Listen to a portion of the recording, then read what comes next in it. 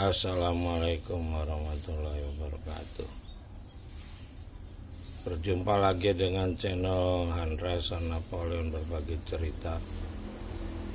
Ini ketika saya datang ke Masjid Al-Muhtar kampus Sisi Yogyakarta, dekat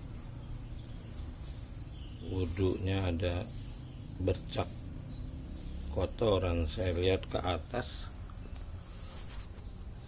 ternyata ada makhluk Tuhan yang bernama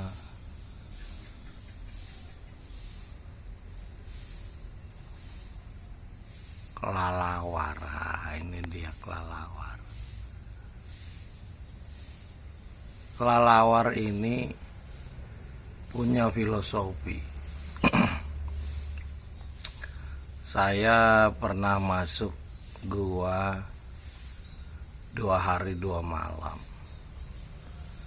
Saya diajak satu kelompok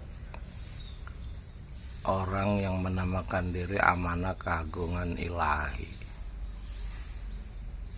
Mereka mengajak masuk gua. Saya pikir di Quran ada cerita kahfi gua. Kenapa saya tidak berani? Saya bilang ada tunjuknya di Quran. Jadi saya ikut rombongan masuk gua itu di Cipatujah, Tasikmalaya, Kencana Wulung. Nah, tahun depannya itu rombongan Lia Eden masuk ke gua itu Kencana Wulung, Cipatujah, Tasikmalaya itu, dan ditutup setelah itu.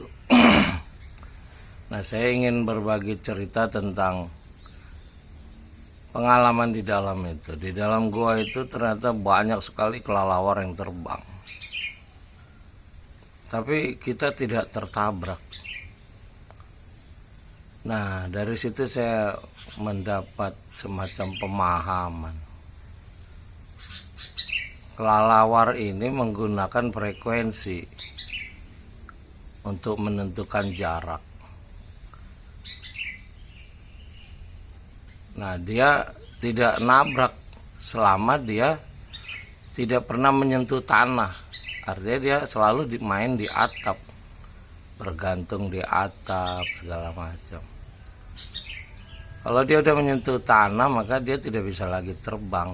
Jadi alat frekuensinya itu hilang. Nah, di sini selama di dalam gua saya juga mengalami sesuatu. Kalau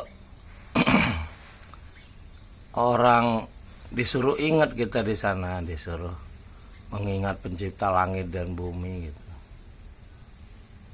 Dan banyaklah yang kita alami. Salah satu aja nih yang saya bercerita ini, yaitu masalah kelelawar ini.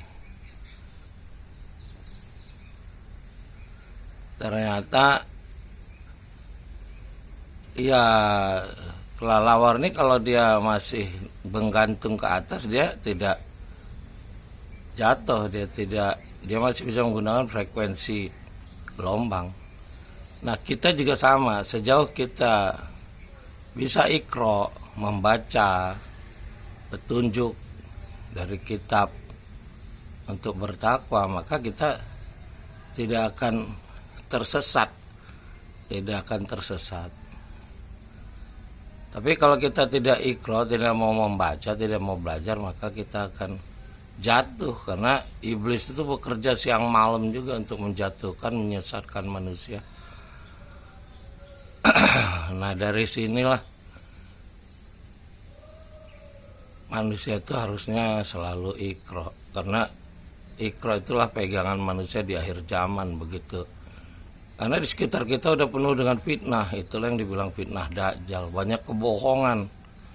Luar biasa kebohongannya. Hanya satu kitab yang tidak ada kebohongannya, itu adalah Quran. Kitab petunjuk manusia yang diterima Nabi terakhir, Muhammad SAW. Dan mungkin sholat yang masih membaca Al-Quran dari pangkal sampai akhir tinggal Madinah gitu, karena memang ada petunjuk dari Nabi ketika Islam itu kacau di seluruh dunia, lihat di Madinah. Demikian sedikit gambaran Iqra kita dengan kelelawar. Semoga kita bisa belajar dari tanda-tanda kekuasaan Pencipta langit dan bumi. Amin ya rabbal alamin.